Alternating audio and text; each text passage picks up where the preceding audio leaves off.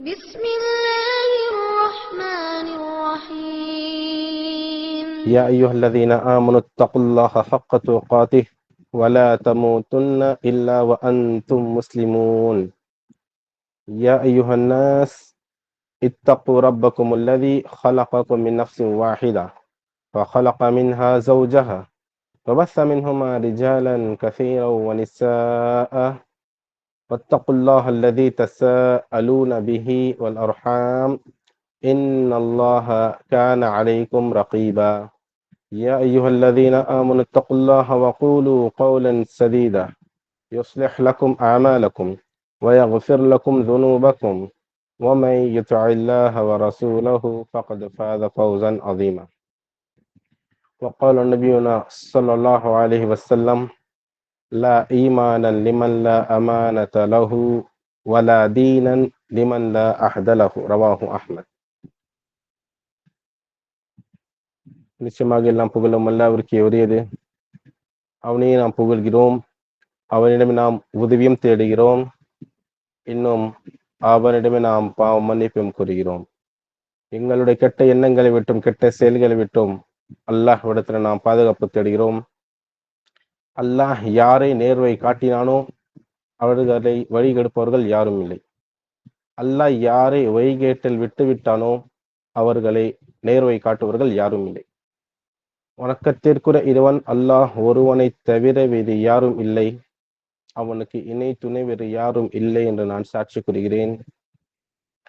ஆக முஹம்மது ரசூலுல்லாஹ் ஸல்லல்லாஹு அலைஹி வஸல்லம் அவர்கள் அல்லாஹ்வுடைய ஒரு அடிமை, அல்லாஹ்வுடைய ஒரு தூதர் என்றும் நான் சாட்சி கூறுகிறேன்.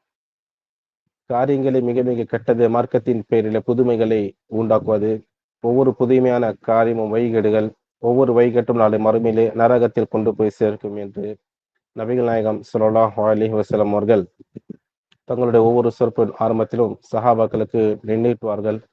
ஆக இந்த பொன்மொழி வைத்து நான் இந்த உரை தொடங்குகின்றேன். அன்பிற்கினிய சகோதர சகோதரிகளே, அல்ஹம்துலில்லாஹ், இந்த தொடர்ச்சியான வகுப்பை நாம் பார்த்து கொண்டிருக்கின்றோம். இன்றைக்கு உள்ள தலைப்பு மறுமையில் விசாரணை நிலை. அல்லாஹ் சில மக்களுக்கு எப்படி விசாரணை இலகுவாக்கி வைப்பான், இன்னும் சில மக்களுக்கு எப்படி விசாரணை கடுமையாக்கி வைப்பான். அந்த மாதிரியான விஷயங்கள், அதை சார்ந்த ஹதீஸ்கள், பொன்மொழிகளும் குர்ஆனுடைய வசனங்களும் பொன்மொழிகளும் இன்ஷா அல்லாஹ் பார்க்க இருக்கிறோம். அல்லாஹ் தன்னுடைய திருமறை குர்ஆனிலே கூறுகிறான், وَمَن يُطِعِ اللَّهَ وَرَسُولَهُ فَأُولَئِكَ مَعَ الَّذِينَ أَنْعَمَ اللَّهُ عَلَيْهِمْ مِنَ النَّبِيِّينَ وَالصِّدِّيقِينَ وَالشُّهَدَاءِ وَالصَّالِحِينَ وَحَسُنَ أُولَئِكَ رَفِيقًا ذَلِكَ فَضْلٌ مِنَ اللَّهِ وَكَفَى بِاللَّهِ عَلِيمًا. இந்த உலகத்தில் வாழும்போது யார் அல்லாஹ்வுக்கும் அவனுடைய தூதருக்கும் கட்டுப்பட்டு வாழ்கிறார்களோ, وَمَن يُطِعِ اللَّهَ وَالرَّسُولَ, ஆக இப்படிப்பட்ட மக்களுக்கு என்ன ஒரு சிறப்பு இருக்கிறது? فَأُولَئِكَ مَعَ الَّذِينَ أَنْعَمَ اللَّهُ عَلَيْهِمْ, அல்லாஹ் யார் மீது அருள் புரிந்தானோ அந்த மக்களுடன் நாளை மறுமை நாளில் அல்லாஹ் சேர்த்து வைப்பான். அப்ப அல்லாஹ்வுடைய அருள் பெற்றவர்கள், அல்லாஹ்வுடைய அன்பை பெற்றவர்கள், அல்லாஹ்வுடைய பொருத்தத்தை பெற்றவர்கள், அப்படிப்பட்ட மக்களுடன் அல்லாஹ் நாளை மறுமை நாளிலே இவர்களுக்கு சேர்த்து வைப்பான். ஏனென்று சொன்னால் அவர்கள் நல்லோர்கள் என்பதற்கு காரணத்தினால். ஆக அந்த அல்லாஹ்வுடைய அருள் பெற்ற நபர்கள் யார் என்று சொன்னால், அந்த கூட்டத்தார்கள் யார் என்று சொன்னால், அதே வசனத்தில் அல்லாஹ் தொடர்ச்சியாக கூறுகிறான், மினன் நபியி, நபிமார்கள், அனைத்து நபிமார்கள் அல்லாஹ்வுடைய அருள் பெற்றவர்கள், வஸ்ஸித்தீகீன், அதே போல ஷஹீதுகள், அல்லாஹ்வுடைய பாதையிலே போர் செய்து ஷஹீதாகக்கூடிய அத்தனை மக்களும், அதே போல வஷுஹதா, மூன்றாவது சித்திகீன் உண்மையாளர்கள், மூன்றாவதாக ஷஹீத்கள், நான்காவதாக சாலிஹீன் நல்லோர்கள். இப்படி இந்த நான்கு இருக்கக்கூடிய மக்கள் இந்த கூட்டத்தில் எல்லாம் நாளை மறுமை நாளிலே அல்லாஹ் சேர்த்து வைப்பான்.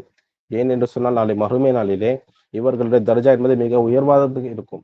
ஆக இப்படிப்பட்ட மக்களுடன் அல்லாஹ் சேர்த்து வைப்பான் என்று அல்லாஹ் வாக்கு கொடுக்கிறான். என்ன ஒரே ஒரு விஷயம், இந்த உலகத்தில் வாழும்போது என்ன செய்தாக வேண்டும்? நாம் அல்லாஹ்வுக்கும் அல்லாஹ்வுடைய தூதர் ஸல்லல்லாஹு அலைஹி வஸல்லம் அவர்களுக்கு கட்டுப்பட்டு வாழ்ந்தாக வேண்டும்.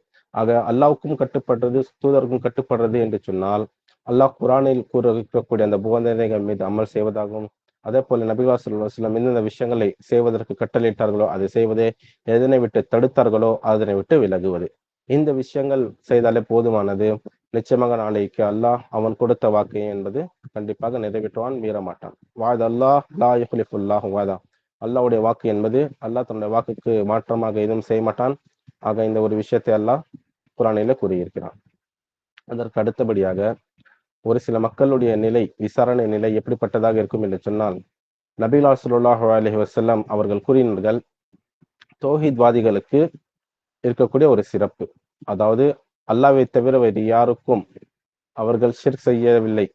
ஆக நபிகள் ஸல்லல்லாஹு அலைஹி வஸல்லம் பனி இஸ்ரவேலர்கள் இருக்கக்கூடிய அந்த காலத்தில் வாழ்ந்த ஒரு நபரை பற்றி கூறுகிறார்கள். இந்த நபர் யார் என்று சொன்னால், இமாம் புகாரி ரஹ்மத்துல்லாஹி அவர்கள் பதிவு செய்கிறார்கள். இந்த ஹதீஸ் மிக ஒரு பெரிய ஹதீஸ். இந்த நபர் உலகத்தில் வாழும்போது, அதாவது பனி இஸ்ரவேலர்கள் இருக்கக்கூடிய ஒரு நபரை பற்றி நபிகள் அவர்கள் கூறுகிறார்கள். இந்த நபர் உலகத்தில் வாழும்போது பல பாவங்களை செய்த நபர், பல பாவங்கள், அதாவது ஷிர்கை தவிர அனைத்து பாவங்களும் செய்த நபர் என்று வைத்துக் கொள்வோம். சரிங்களா? நபிகள் ஸல்லல்லாஹு அலைஹி வஸல்லம் அவர்கள் கூறினார்கள், இவர் ஷிர்க் செய்யவில்லை, ஆனால் பல பாவங்கள் செய்தவர் என்று குறிப்பிட்டிருக்கிறார்கள். ஆனால் இவர் ஷிர்க் செய்யாத காரணத்தினால் இவனுடைய விசாரணை எப்படிப்பட்டதாக இருக்கும் தெரிந்து கொள்ளுங்கள். நபிலார் அவர்கள் கூறினார்கள், அல்லாஹ்வை தவிர இந்த உலகத்தை வாழும்போது அவன் யாருக்கும் சஜ்தா செய்யவில்லை. அதே போல அல்லாஹ்வை தவிர அவன் யாரிடத்தும் கையேந்தி துவா கேட்கவில்லை. அல்லாஹ்வை தவிர வேறு யாருடைய பெயரிலும் அவன் அறுத்து பலியிடவில்லை, குர்பானி தரவில்லை. முற்றிலும் சொல்ல போனால் ஷிர்க் செய்யவில்லை, ஆனால் பல பாவங்கள் செய்த நபர். இப்போது நபருக்கு அல்லாஹ் நாளை மறுமை நாளிலே விசாரணைக்கு அழைக்கும் போது, இவனுக்கு விசாரணை செய்யும் போது இவனுடைய விசாரணை என்பது கடுமையாகிவிடும். ஏனென்று சொன்னால் பல பாவங்கள் செய்த நபர், ஷிர்க் செய்யாவிட்டாலும் ஆனால் பல பாவங்கள் செய்த நபர். ஆக விசாரணை கடுமையாக என்ன நடக்கும் என்று சொன்னால், இவன் நரகத்திலே நுழைவிக்கப்படுவான். ஆக நரகத்தில் இருக்கும்போது இந்த நபர் என்ன செய்வார் என்று சொன்னால், சிறிது காலம் அந்த தண்டனைகளை அனுபவித்துக் கொண்டிருக்கும் போது அல்லாஹ்வை அழைப்பான்.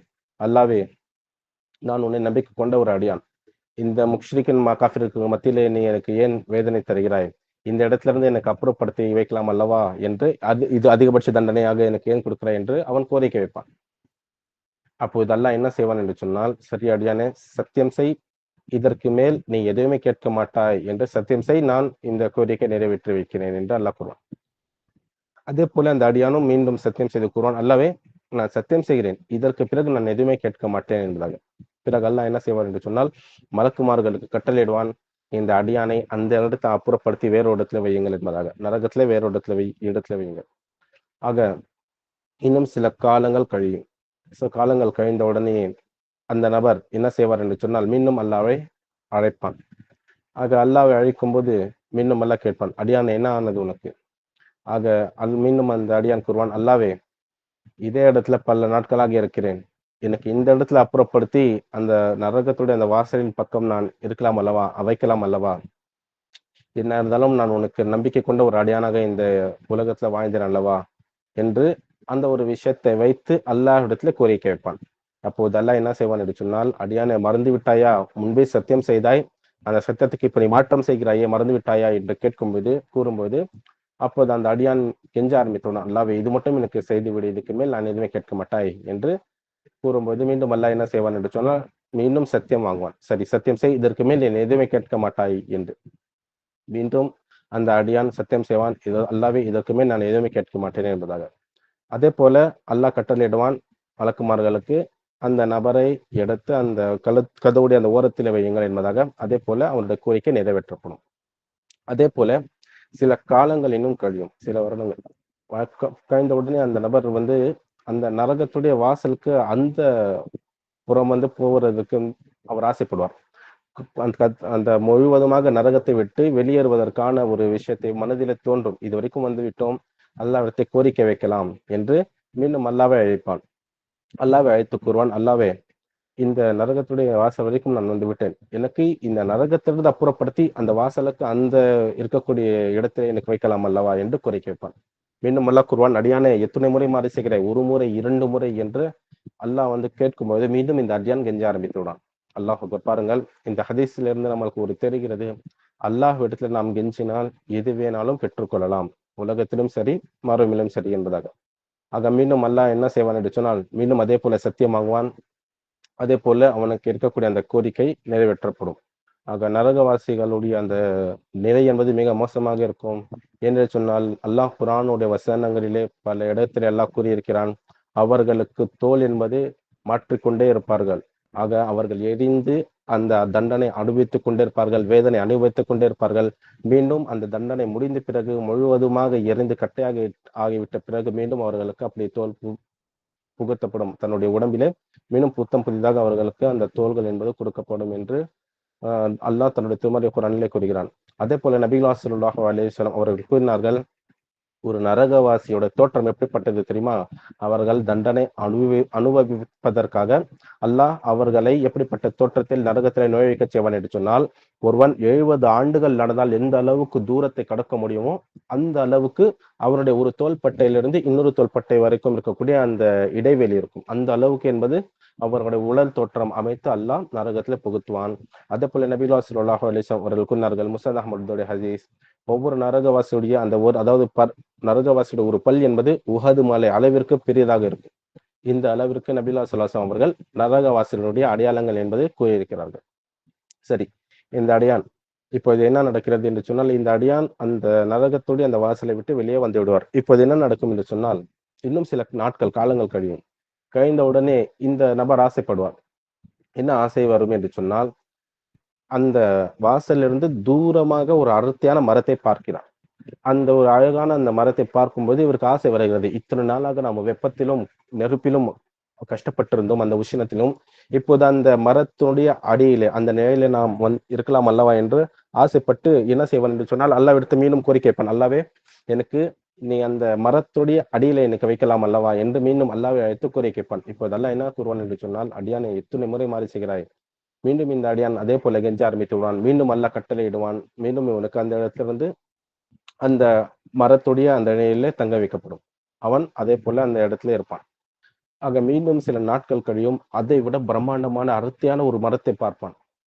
ஆக பார்த்த உடனே மீண்டும் இவனுக்கு ஒரு ஆசை வரும். சரி, இத்தனை நாளாக இந்த ஒரே மரத்தின் கடியில இருக்கிறோம், அடுத்தபடியாக அந்த மரத்திலே நாம் போகலாம் என்று மனதில் ஆசை தோன்றும். அதே போல அல்லாஹ்விடத்துல மீண்டும் அவன் அழைத்து கூறுவான். அதே போல சத்தியம் செய்வான், மாறு செய்வான். இதே போல நடக்கும். இப்படி ஒவ்வொரு மரமாக கடந்து செல்வார். மிகப்பெரிய ஹதீஸ் இது. இதே போல அவர் ஒவ்வொரு மரமாக கடந்து செல்வார். ஆனால் கடைசியா என்ன நடக்கும் என்று சொன்னால், இந்த அடியானுக்கும் அந்த சொர்க்கம் என்பது மிக நெருக்கமாக ஆகிவிடும். நெருக்கத்தில் வந்து விடுவார். இப்போது என்ன நடக்கும் என்று சொன்னால், இந்த அடியான் சொர்க்கத்தை எட்டி பார்க்கும் அளவிற்கு என்பது நெருக்கத்தில் இருப்பார். சொர்க்கத்தை எட்டி பார்க்கிறார். அங்க சொர்க்கவாசிகளுக்கு என்னென்ன நல்ல இன்பங்களை அந்த நியாமத்துகளை கொடுத்திருக்கிறான் என்பதை எட்டி பார்க்கிறார்கள்.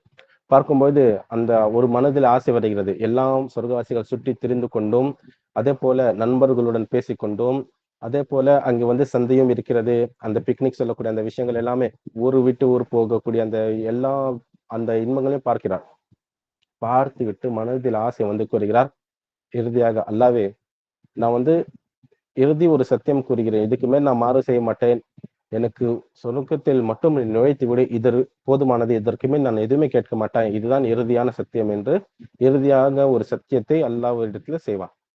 ஆக அல்லாஹ்வை அழைத்து கூடும்போது, அதனை குடைப்பதால் நீ குறைந்து போவதில்லையே என்று இப்படிப்பட்ட வார்த்தைகளும் கூறி அந்த அடியான் அல்லாஹ்விடத்துல கோரிக்கை வைப்பான்.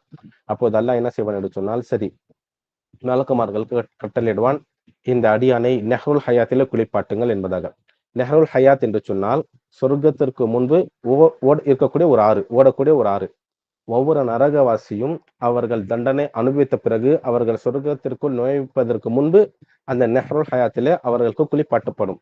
அப்படி குளிப்பாட்ட உடனே என்ன நடக்கும் என்று சொன்னால், அவர்களுடைய உடல் என்பது புத்தம் புதிதாக உருவாகும். அதே போல அவர்கள் என்பது அந்த தண்டனை என்பது மறந்து, அப்படி ஒரு விஷயம் நான் பார்க்கவில்லையே, தண்டனை என்பது நாம் அனுபவிக்கவில்லை என்று கூறும் அளவிற்கு அவர்கள் தூய்மையாக ஆகிவிடுவார்கள். அவர்களுடைய மனதில் அந்த கசப்பு, அந்த பொறாமை, அந்த கெட்ட விஷயங்கள் எல்லாமே நீக்கப்பட்டு அவர்களுக்கு புத்தம் புதிதாக உருவாக்கி சொர்க்கத்திற்குள் அனுமதி கொடுக்கப்படும். அல்லாஹ் இப்படி மலக்குமார்களுக்கு கட்டளையிடுகிறான், இப்படி இந்த அடியான் நெஹ்ருல் ஹயாத்தில் குளிப்பாட்டுங்கள் என்பதாக. அதே போல குளிப்பாட்ட பிறகு இந்த அடியான் சொர்க்கத்திற்குள் இப்பொழுது அனுமதி கொடுக்கப்படுகிறது, நுழைக்கப்படுகிறது. இப்போது இந்த அடியானுக்கு ஆசை தாங்க முடியவில்லை. சொர்க்கத்தில் அங்கும் இங்கும் சுற்றி திரிந்து கொண்டிருக்கிறார். இப்போது அல்லாஹ் இந்த ஒரே விஷயத்திற்காக தானே இத்தனை கஷ்டங்கள் என்பதாக அவர் மனசுல ஆசை வைத்து இப்படி அங்கும் இங்கும் சுற்றி கொண்டிருக்கிறார். ஆனால் என்ன நடக்கிறது என்று சொன்னால், எங்கு பார்த்தாலும் இன்னாருடைய வீடு இன்னார், இன்னாருடைய வீடு இன்னார் என்று இருக்கும். இவனுக்கு என்று ஒரு வீடு இருக்காது. இது எல்லாமே அல்லாஹ்வுடைய ஏற்பாடுதான். ஆக இவருடைய வீடு தான் இருக்குமே தவிர இவருக்கு என்று ஒரு வீடு இருக்காது, ஒரு விஷயமும் இருக்காது சொர்க்கத்திலே. அப்போது இங்கும் அங்கும் அலைந்து கடைசியாக நொந்தவனாக ஒரு இடத்துல வந்து உட்கார்ந்து விடுகிறான். இப்போ என்ன கேட்பது அல்லாஹ் கிட்ட? இப்போதான் சொர்க்கத்துல தான் அனுமதி கிடைத்து போய்விட்டது என்பதாக. ஆக இந்த அடியானுக்கு வந்து அல்லாஹ் கூப்பிட்டு கூறுவான், அடியானே என்ன ஆனது உனக்கு?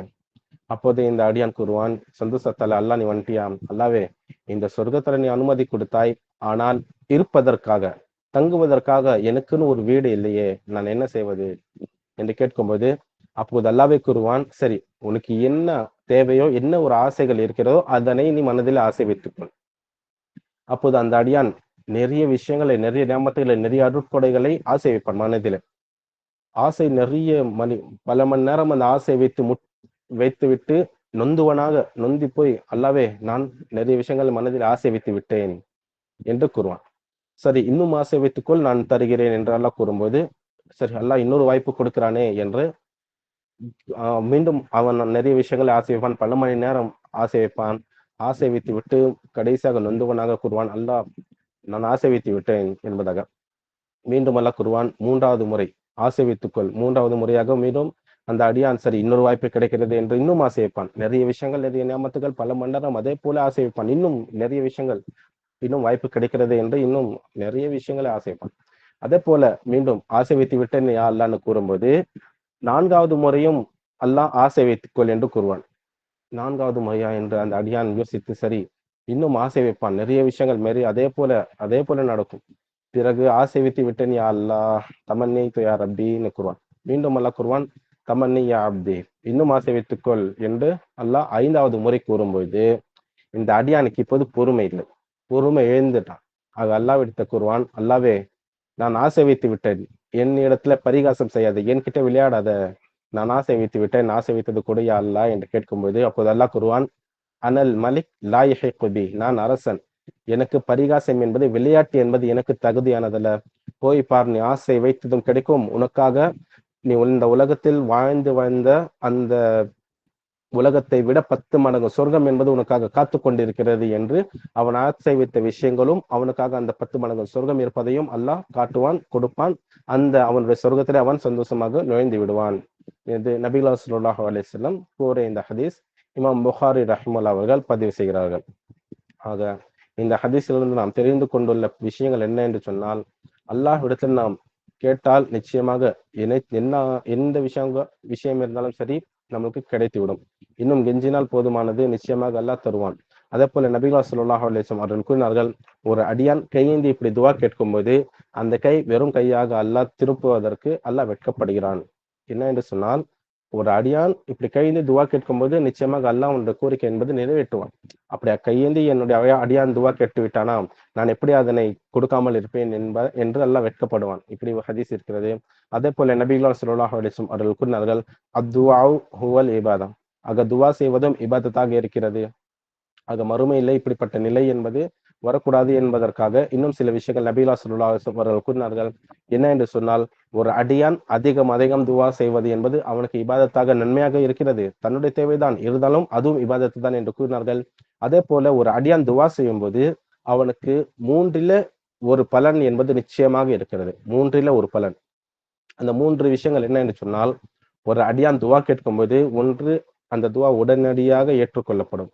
சரி, அந்த துவா அப்படி ஏற்றுக்கொள்ளப்படவில்லையா, 2வதாக அவனுக்கு என்ன பயன் என்று சொன்னால், அவனுக்கு வரக்கூடிய அந்த ஆபத்துகள், விளைவுகளை விட்டு அல்லாஹ் அப்புறப்படுத்துவான். சரி, இப்படியும் நடக்கவில்லை, துவாவும் ஏற்றுக்கொள்ளப்படவில்லை, சில ஆபத்துகளில் அவன் சிக்கிவிட்டான், அப்புறப்படுத்தவில்லை என்று சொன்னால், 3வதாக நிச்சயமாக அல்லாஹ் அவனுக்கு என்ன ஒரு சிறப்பை கொடுப்பான் என்று சொன்னால், நாளை மறுமை நாளிலே மிகப்பெரிய நன்மையாக மாற்றி அல்லாஹ் தருவான். அப்போது அந்த அடியான் கேட்பான், அல்லாவே இவ்வளவு பெரிய நன்மை இந்த உலகத்துல வாழும்போது நான் செய்யவில்லையே, எனக்கு இது எப்படி கிடைத்தது என்று அல்லாஹ் இடத்துல கேள்வி கேட்கும்போது அல்லாஹ் கூறுவான், அடியானே நீ இந்த உலகத்தில் வாழும்போது துவாய் செய்தாய் அல்லவா, அதற்கு பகரமாகத்தான் இந்த கூலி உனக்கு இந்த மறுமையில கிடைத்திருக்கிறது என்று அல்லாஹ் கூறுவான். ஆக அடியான் அப்போது நினைப்பான், நான் கேட்ட அத்தனை துவாவும் குபுலாகாமலே இருந்தாலும் அதற்கான கூலியை நான் மறுமையில பெற்று இருப்பேனே என்று எண்ணுவான். இந்த அளவிற்கு அப்போது நாம் நினைத்து விடக்கூடாது, நாம் துவா செய்தால் அல்லாஹ் ஏற்றுக்கொள்ளப்படவில்லை என்பதாக. ஆனாலும் ஒரு சில விஷயங்கள் என்பது ஹராமான விஷயங்கள் மீது ஈடுபட்டால் துவா என்று ஏற்றுக்கொள்ளப்படாது. நபிகள் ஸல்லல்லாஹு அலைஹி வஸல்லம் அவர்கள் கூறினார்கள். என்ன ஒரு உதாரணத்தை கூறினார்கள் என்று சொன்னால், ஒருவன் பாலைவன பயணத்தை மேற்கொள்கிறார், நீண்ட பயணம். அந்த பயணத்தை மேற்கொள்ளும் போது அவனுடைய ஆடையும் அழுக்காகி அவனுடைய ஒரு நிலை மாறிவிடுகிறது. அவனுடைய முடியெல்லாம் கலைந்து போய் நிலையை மாறிவிடுகிறது. ஆக அந்த கஷ்டத்துல துன்பத்துல இருக்கும்போது அப்போது அவன் கையேந்தி துவா கேட்கிறான். அல்லாஹ் யா ரப் யா ரப் என்று துவா கேட்கிறான். அப்போ இது என்ன நடக்கும்? அவன் சாப்பிடக்கூடிய சாப்பாடு, அதாவது அந்த உணவு என்பது ஹராமாகி இருக்கிறது, குடிக்கக்கூடிய குடிபானம் ஹராமாகி இருக்கிறது, அவன் போடக்கூடிய அந்த உடை ஹராமாகி இருக்கிறது. அன்னா யுஸ்தஜாபுலா, ஆக அல்லாஹ் அவனோட துவாவை எப்படி ஏற்றுக்கொள்வான் என்று அல்லாஹ்வின் தூதர் ஸல்லல்லாஹு அலைஹி வஸல்லம் கூறியிருக்கிறார்கள். ஆக ஹராமான விஷயங்கள் சாப்பிடும்போது குடிக்கும்போது என்பது இப்படிப்பட்ட விஷயங்களில் ஈடுபடும் போது அவர்களுடைய துவாவும் ஏற்றுக்கொள்ளப்படாதும் என்னும் ஹதீஸ் இருக்கிறது. ஆக சில நபர்கள் அந்த ஹலாலான விஷயங்கள் பேணி துவா ஏற்றுக்கொள்ளப்படவில்லையா, ஆனால் அதற்கான கூலி என்பது நாளை மறுமை நாளில் நிச்சயமாக அவர்கள் காண்பார்கள். அல்லாஹ்வுடைய வாக்காக இருக்கிறது. ஆகவே தான் உதுஊனி அஸ்தஜிப் லக்கும், நீங்கள் என்னிடத்த துவா கேளுங்கள், நான் அதனை அங்கீகரித்துக் கொள்கிறேன், ஏற்றுக்கொள்கிறேன், அதற்கு பதில் தருகிறேன் என்று அல்லாஹ் கூறியிருக்கிறார். அதே போல மறுமையினுடைய நிலை என்பது சில மக்களுக்கு என்பது அல்லாஹ் இலகுவாக்கி வைப்பான். எப்படி என்று சொன்னால், இதற்கு முன்பு அப்துல்லா பின் சலாம் ரலியல்லாஹு அன்ஹு அவர்களுடைய ஒரு ஹதீஸை நாம் பார்த்தோம். அப்துல்லா பின் சலாம் ரலியல்லாஹு அன்ஹு அவர்கள் கூறுகிறார்கள், 4 விஷயங்கள் யார் அமல் படுத்துகிறார்களோ இந்த உலகத்தில் வாழும்போது, 5வதாக அவர் நாளை மறுமை நாளே சொர்க்கத்திற்குள் மிக இலகுவாக நுழைந்து விடுவார். அப்துல்லா பின் சலாம் யார் என்று தெரியுமா? இவர் ஒரு யூத அறிஞர். இவர் ஒரு யூத அறிஞராக இருந்தார். ஆகவே இவர் அந்த வேதங்களை படித்திருக்கிறார். தோராத், இஞ்சில் போன்ற வேதங்களை படித்து, சரி, கடைசியாக ஒரு நபி வருவார், முகமது என்ற பெயரிலே, அஹமது என்ற பெயரிலே, இப்படி அரபு நாட்டிலே ஒருவர் பிறந்து இருப்பார், வருவார் என்று இவருக்கு அந்த முன்னறிவிப்பு என்பது அந்த விஷயங்கள் எல்லாமே அறிந்து வைத்து இருக்கக்கூடிய ஒரு யூத அறிஞர். இவர் என்ன செய்கிறார்கள் என்று சொன்னால், இப்படி மதீனாவிலே தன்னைத்தானே ஒருத்தர் வந்து நபி என்று கூறிக்கொண்டிருக்கிறார் என்று இந்த விஷயத்தை கேள்விப்பட்டு பயணம் செய்து அவர்களை பார்ப்பதற்கு போகிறார். நபிகள் ஸல்லல்லாஹு அவர்களை பார்ப்பதற்காக போகிறார். ஆக நபிகள் ஸல்லல்லாஹு அவர்கள் முகமது ஆகி இருக்கக்கூடியவர்கள் தானே. ஆக இந்த பேரில் இருக்கக்கூடிய ஒரு நபர் இப்படி இறை தூதர் என்று கூறி இருக்கிறார் என்று இந்த விஷயத்தை கேள்விப்பட்டு பயணம் செய்கிறார். பயணம் செய்து நபிகள் ஸல்லல்லாஹு அவர்களை முன்பு பார்க்கிறார்கள். பார்த்து விட்டு கூறுகிறார்கள், இது ஒரு பொய்யனுடைய முகமாக இருக்காது என்று பார்த்தவுடன் என்ன கூறி அடுத்தபடியாக என்ன கேட்கிறார்கள் என்று சொன்னால் சில விஷயங்கள் கேட்கிறார்கள். நபிமார்களுக்கு மட்டும்தான் அதற்கான பதில் தெரியும். ஆக அந்த விஷயங்களை கேட்டுவிட்ட பிறகு நபிகள் ஸல்லல்லாஹு அலைஹி வஸல்லம் அந்த கேள்விக்கான பதிலை கொடுக்கிறார்கள். பிறகு முதலாவதாக நபிகள் ஸல்லல்லாஹு அலைஹி வஸல்லம் அவர்களிடத்தில் ஒரு ஹதீஸை அவர்கள் கற்கிறார்கள். என்ன ஹதீஸ் என்று சொன்னால் கூறுகிறார்கள், அது அப்துல்லா பின் சலாம் ரலியல்லாஹு அன்ஹு قال قال رسول الله صلى الله عليه وسلم அஃஷு ஸலாம் வஅத்திமு துஆம் வஸிலுல் அர்ஹம் வஸல்லு பில்-லைலி வன்-நாஸு நியாம் ததுகுலுல் ஜன்னத பிஸலாம் ரவாஹு அஹ்மத். ஆக இந்த ஹதீஸை கூறுகிறார்கள். என்ன என்று சொன்னால், யார் ஒருவர் ஸலாத்தை பரப்பிக் கொண்டு இந்த உலகத்தில் வாழ்கிறார்களோ, ஸலாத்தை கூறுகிறார்களோ அஸ்ஸலாமு அலைக்கும் என்று, அதே போல வஅத்திமு துஆம், யார் ஏழை எளிய மக்களுக்கு வந்து உணவு கொடுக்கிறார்களோ, வஸிலுல் அர்ஹம், யார் ஒருவர் உறவுமுறைகளை பேணி பாதுகாத்துக் கொள்கிறார்களோ, வஸல்லு பில்-லைலி வன்-நாஸு நியாம், 4வதாக யார் தஹஜ்ஜுடைய தொழுகை தொழுகிறார்களோ, அதாவது மக்கள் தூங்க கொண்டு இருக்கக்கூடிய நேரத்தில் தொழுவது, இப்படி தஹஜ்ஜுடைய தொழுகை தொழுகிறார்களோ, இந்த 4 விஷயங்கள் மீது அமல் செய்த நபர்கள் மக்கள் ததுகுலுல் ஜன்னத பிஸலாம், நாளை மறுமை நாளில் அல்லாஹ் கோவத்துடன் இருப்பான். ஒவ்வொரு விசாரணை என்பது கடுமையாக இருக்கும். ஆனால் இப்படிப்பட்ட மக்களுக்கு அல்லாஹ் என்ன செய்வான் என்று சொன்னால், மிக விசாரணை இலகுவாக்கி மிக சிரமமே இல்லாமல் மிக இலகுவாக அல்லாஹ் சொர்க்கத்திற்குள் நுழைவிக்க செய்வான் என்று அப்துல்லா பின் சலாம் ரலியல்லாஹு அன்ஹு அவர்கள் கூறக்கூடிய இந்த ஹதீஸ் இமாம் புகாரி ரஹ்மத்துல்லாஹ், இமாம் திர்மிதி ரஹ்மத்துல்லாஹ் அவர்கள் பதிவு செய்கிறார்கள். சஹீஹான ஹதீஸ். ஆக அன்பிற்கினியவர்களே, இந்த ஹதீஸ்கள் எங்களுக்கு என்ன உணர்த்துகிறது என்று சொன்னால், மறுமையிலே வந்து அந்த விசாரணை என்பது பல மக்களுக்கு கடுமையாகத்தான் இருக்கும். அந்த நேரத்தில் இந்த நற்காரியங்கள் அமல்களில் ஈடுபடும் பொழுது அல்லாஹ் இப்படிப்பட்ட மக்களுக்கு இந்த விசாரணை என்பது இலகுவாக்கி வைப்பான். இப்போது ரமலானுடைய மாதத்திலே இந்த வாய்ப்பை பயன்படுத்தி கொண்டால் நாம் எங்களோட பாவங்கள் என்பது அல்லாஹ் மன்னித்து விட்டார் என்று சொன்னால் நிச்சயமாக அதற்கு மிகப்பெரிய பலனை நாம் நாளை மறுமை நாளை பார்ப்போம். என்று சொன்னால் நாளை மறுமை நாளிலே நன்மையும் தீமையும் எடை போடக்கூடிய ஒரு நிலை என்பது ஏற்படும். ஆக இந்த ஒரு விஷயத்தை விட்டு நாம் எச்சரிக்கையாக இருக்க வேண்டும். ஆகவே தான் இமாம் புகாரி ரஹ்மத்துல்லாஹி அவர்கள் இறுதியாக ஒரு ஹதீஸை பதிவு செய்கிறார்கள். அபூ ஹுரைரா ரலியல்லாஹு அன்ஹு அவர்கள் கூறக்கூடிய ஒரு ஹதீஸ் தான் கூறுகிறார்கள். நபிகள் ஸல்லல்லாஹு அலைஹி வஸல்லம் அவர்கள் கூறியதாக என்ன என்று சொன்னால், கலிமத்தானி ஹபீபத்தானி இலர் ரஹ்மான் خفيفتان على اللسان وثقيلتان في الميزان سبحان الله وبحمده سبحان الله العظيم. நாளை மறுமை நாளிலே ஒருவன் வெற்றி பெறுவதற்காக இலகுவான ஒரு வழியை இமாம் புகாரி ரஹ்மத்துல்லாஹி அவர்கள் இறுதியாக இந்த ஒரு ஹதீஸை பதிவு செய்கிறார்கள். என்ன என்று சொன்னால், அல்லாஹ்விற்கு 2 மக்கள் பிறக்கும். அல்லாஹ், அதாவது கலிமத்தானி ஹபீபத்தானி இல்ல ரஹ்மான், அல்லாஹ் ரஹ்மான் ஆகிய அல்லாஹ்விற்கு 2 மக்கள் பிரிக்கும். ஹஃபிஃபத்தானி அலல் லிசான் வ ஸகீலத்தானி ஃபில் மீசான், கூறுவதற்கு மிக இலகுவாக இருக்கிறது. அதே போல நாளை மறுமை நாளிலே எடை போடக்கூடிய அந்த தராசிலே நன்மையோட தட்டை கனமும் கனமுள்ளதாக்கி வைக்கக்கூடிய இந்த ஜிக்கிர் என்பது இருக்கிறது. அந்த 2 வார்த்தைகள் என்ன என்று சொன்னால் சுப்ஹானல்லாஹி வபிஹம்திஹி சுப்ஹானல்லாஹில் அஸீம். ஆக இந்த 2 ஜிக்கர்கள் என்பது இந்த 2 நன்மை அதிகம், இந்த ஜிக்கர்கள் அதிகமாக நன்மை தரக்கூடியதாக இருக்கிறது. நன்மையுடைய தட்டு என்பது மிக கனமுள்ளதாக ஆக்க வைக்கக்கூடியது என்று இமாம் அபூ ஹுரைரா ரலியல்லாஹு அன்ஹு அவர்கள் கூறக்கூடிய இந்த ஹதீஸை இமாம் புகாரி ரஹிமஹுல்லாஹ் அவர்கள் கடைசியாக பதிவு செய்கிறார்கள்.